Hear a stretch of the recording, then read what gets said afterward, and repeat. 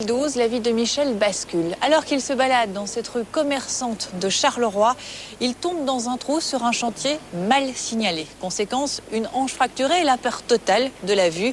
Alors, notre équipe a décidé de mener l'enquête pour tenter de savoir qui est responsable du chantier.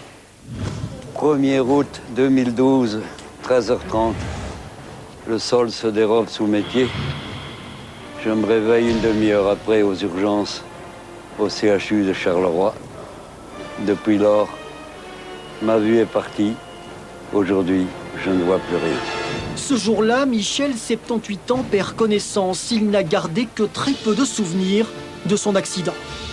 Je descendais la rue de la Montagne, ici à Charleroi, et un trou, n'étant pas signalé, m'a fait chuter de manière très violente. À l'époque, Michel a déjà des problèmes de vue. Mais sa chute sur ce chantier va encore aggraver son état de santé. Suivant diverses visites chez mes ophtalmologues, le fait d'avoir été anesthésié totalement durant mes diverses interventions n'a rien donné de positif quant à mon quotient visuel. Donc la fracture compliquée de la hanche m'a occasionné la pose de 29 points de suture, le bras plâtré qui m'a occasionné 24 jours d'hospitalisation et ensuite 20 jours de réhabilitation. Au total, j'ai subi 44 jours d'hospitalisation. Pour Caroline, instructrice en locomotion au sein d'une ASBL, ce genre d'accident entraîne aussi des séquelles d'un tout autre ordre. Un tel accident a des conséquences physiques, mais également psychologiques pour la personne, puisque suite à ce genre d'accident, elle développe la peur de sortir de chez elle. Donc elle va limiter ses sorties et ça va avoir un impact sur sa vie sociale et aussi professionnelle. Avant l'accident, j'étais autonome. Je prenais le train, j'allais encore jusque la côte le dimanche après-midi. Maintenant, je ne peux même plus sortir de chez moi pour me rendre au supermarché qui est à 100 mètres d'ici. Depuis ce 1er août 2012, ma vie est devenue un enfer. Michel a perdu tout espoir de voir son état de santé s'améliorer. Par contre, il a bien l'intention de faire valoir ses droits. Dans ses démarches, il peut compter sur son neveu qui est aussi son courtier d'assurance. Alors, lorsque Michel m'a fait part de son problème, j'ai bien sûr fait un petit reportage photo.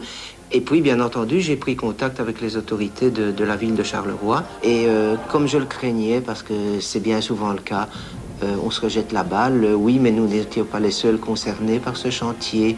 Et puis, la valse des responsabilités a commencé. Et on n'est toujours pas avancé à ce jour. Ça fait quand même 1 an et demi que cet accident est arrivé. Nous tentons à notre tour d'identifier le responsable des travaux. Malgré notre insistance, personne n'assume le chantier. Les personnes contactées sont mal à l'aise. Aucune n'accepte de nous recevoir. Nous enregistrons donc les conversations. C'est pas la ville qui était responsable, étant donné que, à partir du moment où elle confie un chantier à un maître d'œuvre, c'est lui qui est responsable de la sécurité sur le chantier. Nous nous adressons donc à l'entrepreneur concerné.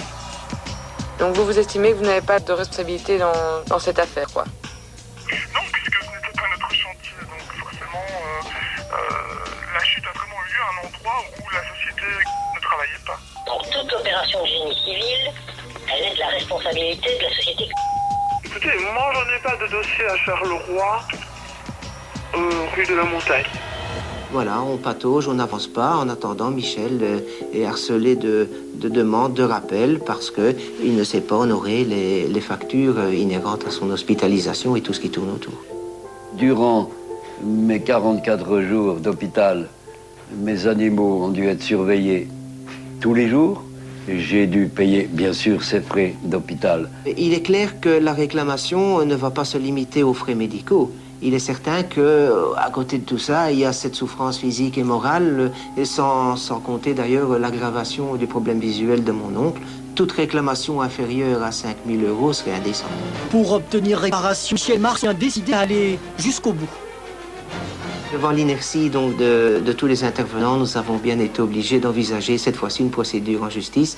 Et a priori contre la ville de Charleroi, que l'avocat considère comme le premier responsable, étant donné qu'ils doivent être responsables du bon état de la voirie.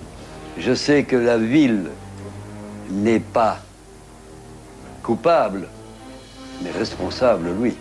En attendant que justice soit rendue, c'est grâce à sa passion que Michel tient le coup. Ce sont mes chats qui m'aident à vivre. Ce sont mes chats qui m'ont donné l'exemple de continuer à lutter.